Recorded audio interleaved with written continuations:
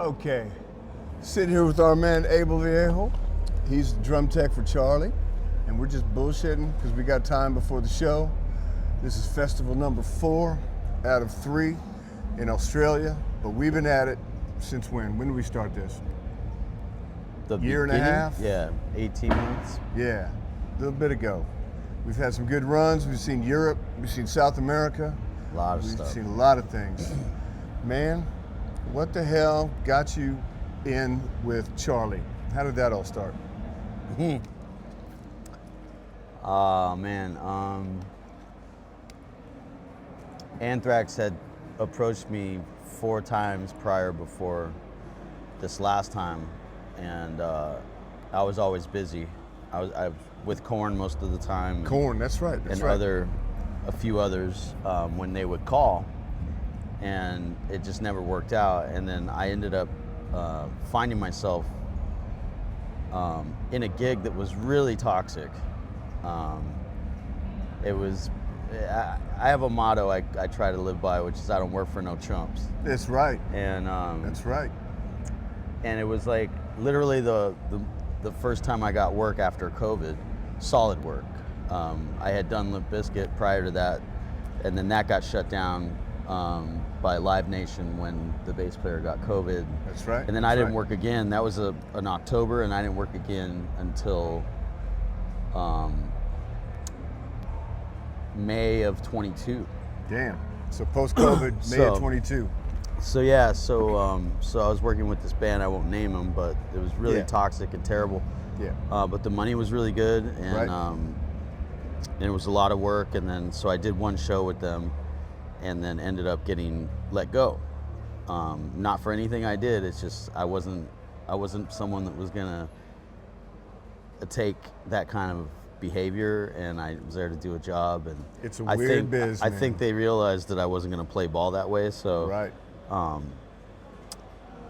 So yeah, so they let me go unannounced. I mean, I had to find out because I didn't get my my flight itinerary yet, and it was about 3-4 days before we were supposed to do a 6-week tour. Damn. A big tour. And Yeah. So I called or I emailed like, hey, I don't have my boarding pass yet, and then I got a call saying, oh yeah, well, you gave it a good shot, man. I'm like, I just hung up on him. Yeah, you did. And so I'm sitting there going, like, all right, now what? And kind of frustrated, and then Yes. was really counting on that money. It was a lot of money to be Right. made, and but then at the same time, I was also relieved because it was probably going to be a total nightmare for 6-7 weeks. Sure. Well, let's So, rewind a little bit. you know. Let's go back to pre-COVID when you had your years with KORN. I mean, that was a nice run. Those are your boys. Yeah, it was almost a decade with them. Almost a decade. That's no joke to be with a band that long. Yeah, I mean, I started with them. I still am a drummer, but I mean, Yep. at the time, Ray Yeah, you approached are. me. I was in 9 bands or 9 things, Right. playing every day of the week, sometimes twice a night. You with got them gigs chops, and everything. man. You're badass. Appreciate that. Yeah, And, man. Ray is a good friend of mine before he had even gotten the KORN gig, and so he had approached me to he needed help, someone setting his shit up because his drum tech had gotten swine flu. So this was like 2009, sometime in 2009. And so, so I was just like, and I knew how to set his stuff up or how his rig, or not his rig, but his setup is, because I would tech for him doing clinics in LA just to like be a fly on the wall. Right. And so it was middle of summer, all the techs he knew were busy, and then so he's like, ABEL.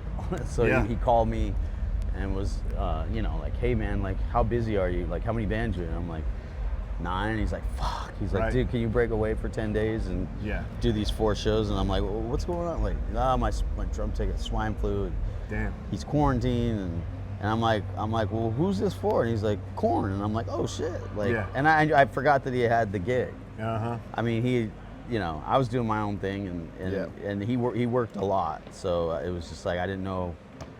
I asked, and he's like, told me, and I'm like, well, fuck, okay. Right. Next thing I know, I'm on a G6 or whatever, G4, G6, whatever it is, with the entire band, and I was just like, kind of tripping. Right. I was cool though.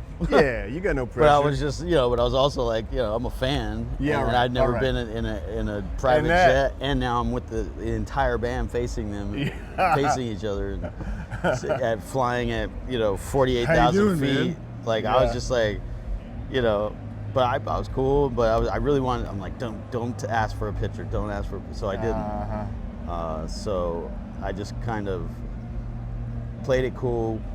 We started into the shows, got into like third out of the fourth show for that week, and they were all in the same room, so I tried to get a picture with them. Right. I finally saw my shot. Yeah. So like, hey, could I get a picture with you guys? And Fieldy was like, oh, there's plenty of time for that. And then Monkey was like, yeah, you ain't going nowhere, kid, or something like that. And I looked at Ray, was like, what the fuck's going on? He's like, yeah, dude, they want you to stay. Yeah. And they offered me a gig on the spot to be the drum tech, and I was just like, and I'm not a drum tech. I mean, I'm my own drum tech. That's all I know. You're a true player, and the tech-in is second nature to you. I didn't know stage etiquette. I didn't know any of that whole scene. So going from, I mean, you can't be any greener than that in a way.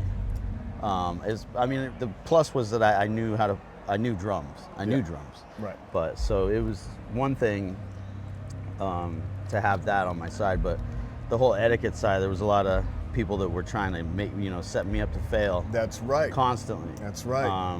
There was some haters a lot within the crew, and so I don't know, man. It was just like I approached it in a way of, well, you're only as good as your weakest link. If I'm part of this crew, so show me the ropes. Right. And they would set me up to fail, and oh yeah, do it this way, and it would just get me in trouble. It just threw me under the bus constantly, and I'm just like, what the fuck? Mm-hmm. So I started learning from other camps that we would tour with, like crew from Rob Zombie or whoever we were out with, and I would learn etiquette and watching how it's done, seeing how just running with them, like they would try to put fear in me. They're like, oh, this stage manager's gonna eat you alive, and so I would go right up to the said person, and introduce myself and let them know that I'm green, and I'm just here, if there's just let me know if there's anything I could do better, or that made so many people so angry that I was like forward like that. But I'm like, I wanted to be good. Of course. I didn't want to be the just weakest link. Just strutting around like you know everything. And no, I wanted to learn, and if I was going to be there, I didn't want to keep getting this bullshit flack from from people that were. Respect for that. That's going into that wide open and honest and just telling it like it is. I mean, that's who I am. So it was just like what it was, and I don't know, like I still approach being a drum tech and what I do as a drum tech, I'm still treating it like it's my drum set. Like, I didn't go to a school for it. I didn't. Yeah, you did. You spent your life learning how to play. I mean, and doing gigs. Yeah. And seeing how it is, setting up, taking it down. But you keep the gear like it was your own, and that's exactly the way it should be. And I tune these drums just how I learned by ear when I was, a kid. George exactly. Jungle. Right. Like that's when I know they're in tune, and so that's where I'm at, and that's literally, that's what I thought when I was a kid trying to learn how to tune drums, was like, and George of the Jungle. I mean, that was on TV then. Yeah. So, and that's real shit. I still do that. Like if something's giving me trouble on the tuning, or Abel's got a natural ear for the drums. So George of the Jungle is the toms, tom, tom, tom, ta tom, tom, boom, da da da boom, and they all got notes to them, and that's how they flow as a kit, and that's how the toms flow. In his natural ear, we have jokes about George of the Jungle because he does that a lot, tuning it up. It's silly, but I mean it's real. No, it's not silly. I've never heard anybody else do it, but I don't really care. Right. That's just how I do it, and I've gotten a lot of good work because of my tuning. So I don't change it. I don't use gadgets. I don't fucking nerd out. I just. I just use my ear as long as I can. Yeah. That's what I've been doing this whole time, and like I said, it's brought me to. I've worked for bands that, I mean, I had their posters on my wall, and again, like even with this, so, you know, it's brought me to some crazy, cool situations. That's right. You know, well, you're at the highest level now. I mean, when you go out with Charlie Benante, you're at the highest level, and you've done a lot to get yourself there, and you're here, man. I've seen you with the craziest shit going on, and you could have lost it or gotten hectic, and you've not ever lost your cool that I've seen. You really keep it together, and I really respect that. I try myself. It takes a lot to get me there, keep but it cool. You know. Yeah, the people we work for, they can freak out on stuff, but we got to maintain our thing. Yeah. I mean, if there's a problem, solve it. You know, it's kind of. If you lose it, the artist loses it, and everyone's all hectic. Yeah, you know, and I see a lot of that where people are just frustrated and bitching all the time about everything, from catering to fucking the bus ride to the hotel room or to whatever. Nothing's it's just good like enough. It's never good enough, and I'm like, you know, I'm just grateful to be able to do what I do. Yes. You know, and I need to be grateful for that, because if I don't, I'm gonna start feeling depressed because I'm not home playing drums in bands. So I embraced, you know, that was the catch. It was a double-edged sword. It's like, yeah, I get to cruise and hang with these bands and travel with these bands and do shows with these bands, but you got to remember, like, I've been a drummer since I was 4 when I looked at my parents and I said I want to do that. That's right. And I still have that fire, but you know, to start being a drum tech with KORN, and they worked so much. I mean, a 2-year cycle was just standard. How many months of the year did you start working when you started with the KORN gig? Dude, we would do a solid 5 weeks, 6 weeks, home for 10 days, back to another one. I mean, they really worked a lot, and in hindsight, and I remember it was kind of like oversaturated. They were out there too much, but the management that they had was just, you know, but it was cool because I got to see the world and everything that I never thought I would be able to do. Right. And that's kind of why I said, looking at it, you know, to myself, like, well, this might be my only chance to travel, because I had a late start in life, so I was just like trying to make up for lost time, and that's why I was in 9 bands, just like, I gotta fucking do this. Yes. Well, and you're then a damn go-getter, finally, is what you are, for sure. to finally get into some, you know, have that opportunity, I'm like, well, and that's how I looked at it. I was like, well, this might be my only chance to travel. I didn't think about any of this other shit. Right. Or, you know, but once front of house, was always happy with my tuning, and so I started thinking about different formulas of drum heads and like trying to get the most sound, because it's a very heavy, low-end band. Right. So I wanted the heaviest, loudest drums. So I started figuring out how to get those notes, or get that lowest thing. Yeah. You know, a sound. And that's right. So it was just like, once I started getting kind of patted on the back, I was like, okay, I'm on the right track here. Yes. You know, yes, even all these people, these handful of people that were trying to, you know, fuck me over, but not be there because I didn't pay my dues to be at an A-list band. But it's like I get it. You get but it. I That's accepted the challenge, and I persevered, and I outstayed all those fuckers that were trying to do that. That's right. Because you got the gift, man. You got the gift. Not only that, but what people don't realize is half of the gig is the people, and then navigating management and navigating some cat that's trying to get under your skin for no reason. And it's like, just get to the side. I mean, you know, I looked at that time. I still look young for my age, but you know, I think they thought I was just some kid, like one of Ray's friends. That was some kid, and it's like at the time I was fucking 35, I think, or whatever it was, 34, 35, and it's like, man, you're talking to someone that's been through a lot of shit, and I'm still here to like. That's right. You know, so it was funny, and I just kind of let them run with that kind of thing, but it was also like, I'm a grown man, you know, I wasn't some punk, and you know, I lived probably more lives than they had at that point, but absolutely. But to be part of something that was really cool, and I don't know, it was just like, that's why, like I said, I accepted the challenge, because it was, oh, I see you, but fuck you, you know. So, but yeah, it's just kind of how it worked out, and you know, after KORN, it went to Seven Dust, then it went to LIMP BIZKIT, then it went to fucking Faith No More. I mean, it was all word of mouth. It was a trip because I didn't have to pick up the phone. Man, that's like somebody great. would know I'm not Right. working or if I'm available. Or so it was really flattering and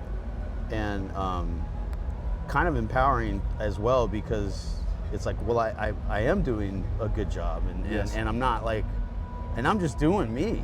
Like I'm setting up your drums, but I'm treating it like mine, and I'm still that kid, Right. you know, doing Right. the thing. So it's, yeah, that's how I approach it, you know, constantly, and I never forget that too. And I think that's what keeps me grateful, and I don't know. It's so great that you and take to it there. learn. Yeah, because absolutely. You know, So- we look around at where we're at this last couple of years with Pantera. It's like, wow, like, who'd Yeah, have it's thunk it? mind blowing. Yeah. Like I never would have thought like what, Yeah.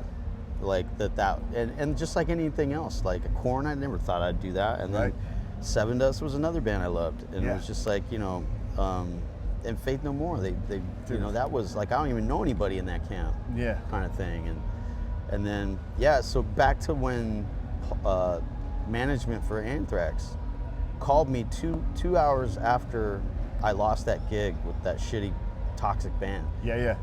And I'm sitting there before that call, I'm sitting there going, well, now what the fuck am I gonna do? I guess I'm gonna go back to cleaning pools Right. or whatever, Right. side hustling, Right. my COVID side hustle. And like 2 hours later, I get this call, and it's the tour manager who's tried 4 times prior to this Yeah. to get me.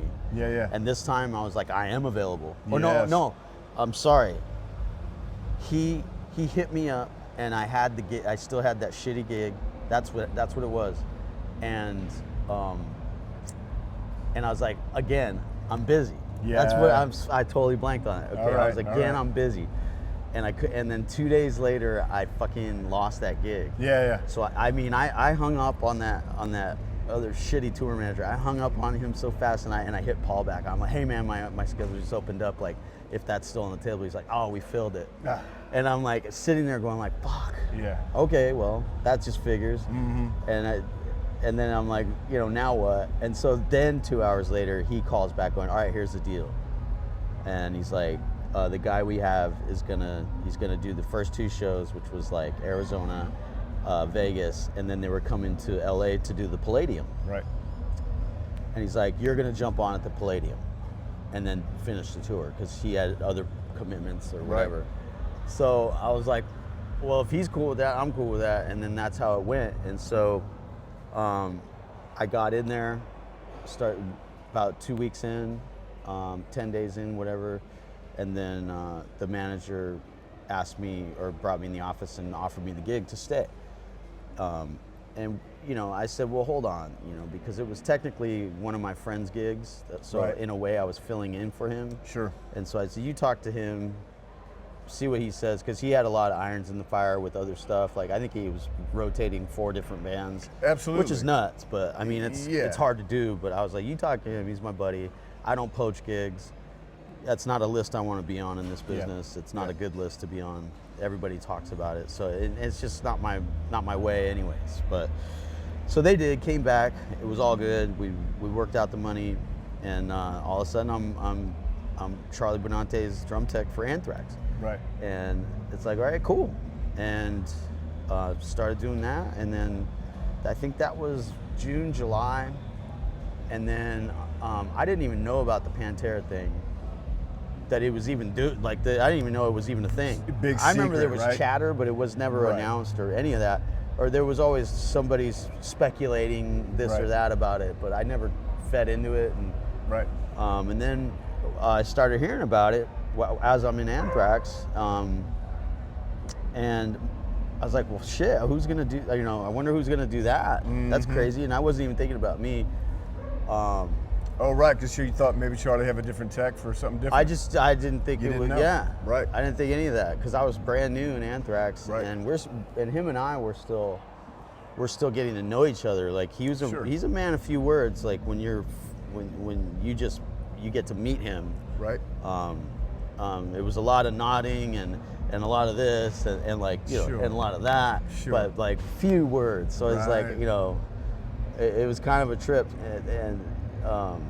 but you know, and I mean, a few months is not enough time to really know an artist that you've never even met. Right. So, so I just approach it again the way I always do. It's just like, I'm there for you.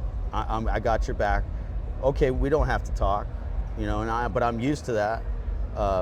Not really used to that, because me and Ray were best friends. Okay, right. We still are, but it's like, so we did shit together. We talked all the time. We fucked off and like, right. You know. But with Charlie, it was really totally the opposite. So I'm like, man, does this dude even like me? Or it's a little intimidating, huh? Yeah, I mean, he wouldn't say shit about anything, Right.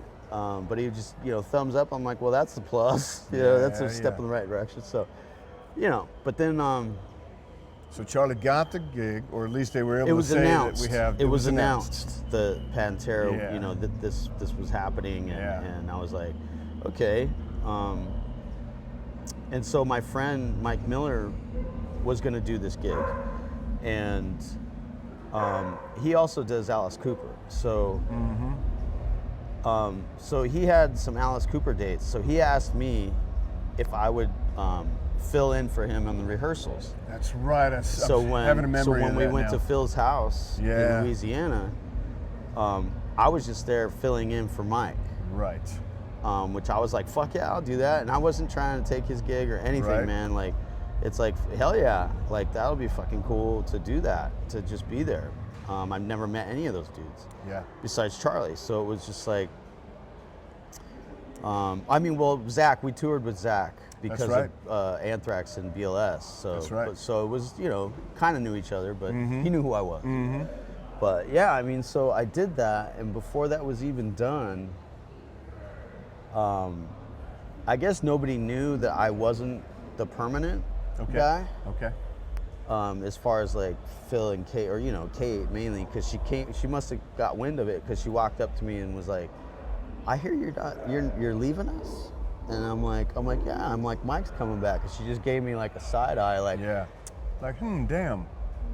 It was like I just said, hey, I don't know, I'm just helping, like, I'm just here helping dude out. Yeah, you don't know how to read that. You don't know. Well, she gave me like a side eye, like with a smile on it, and I was like, but they also realized I know the set at that point. Exactly. When I was playing with Mike. Big deal. Playing with you and Mike in the room. That's right. So, you know, and I saw them peeking and looking through the glass and seeing, you know, fuck, you know. So that was. Once we get the gear set up, we play songs together, and we keep rocking and getting the sound check, getting everything right for the band to come in. Right on. And so I know Rex's parts, and we had a guitar player come in, help out with Zach's parts, because Zach couldn't come in at that moment. And Abel sat down and just knocked out all the Pantera that came up. So yeah, I'm sure Kate and Philip and everybody heard that and was like, all right. There's it's different than just setting up a kit. Being able to play the material's big. I mean, I knew the material because that ain't no joke. I played all that shit when it came out in the 90s. I was in the living room in my parents' house. That's where I would set up. Yes. With Texas headphones and stereo. That's right. And when that album came out, it changed everything. And so I learned the first, almost like the first 3 albums. Right. Like right away. I can tell. As soon as they came out. And I can tell. That's and then, you know, later on as well. But yeah, so it was just like, I know these songs. You know more Pantera songs than I do. But that's because I was always woodshedding at my, you know, in the living room. Right. Like, so it was just funny, you know, like to, it was so fucking cool to play those songs at the singer's house. Yeah. You know. When we go to the Lair, that's Philip's house. It's out on the North Shore in Covington, Louisiana. So he's got a studio at his house. It's his whole compound. So it's not like a dry, sterile rehearsal place where you set up and go hang out and, you know, have to go back to a hotel or something. We're there. We hang out and we have a great time. We set up the gear. We're all friends now, but at the time he's talking about, it was all new to us. And it's so comfortable out there because we just hang out at Philip's place. Kate makes us food. We just hang out, have some sips, and, you know, and just enjoy ourselves. So it makes it a lot different than any other dry rehearsal, sterile room. with four walls. It's just really cool. It was a vibe right away, Yeah. and knowing. I mean, at that time, I didn't know I was gonna stay. Right. But knowing, I was like, man, this kind of sucks. You guys are all cool. I'm like, I gotta leave. I'm Yeah. like, well, it's been an experience, you know. Yes. So as this is new to Yeah. Philip and Kate, they're in charge. So they're like, he's all right. And so he's playing the drums, and we're all playing together. And she's obviously reading everybody. And Abel's down like 4 flat tires. He's hilarious, making jokes all the time, and we really got it on. So I know my vote was all about it. And Grady, we have a good time with Grady and Father Steve, and Mike, who came in to play Mike DeLeon came in to help out because Zach wasn't available for that setup. And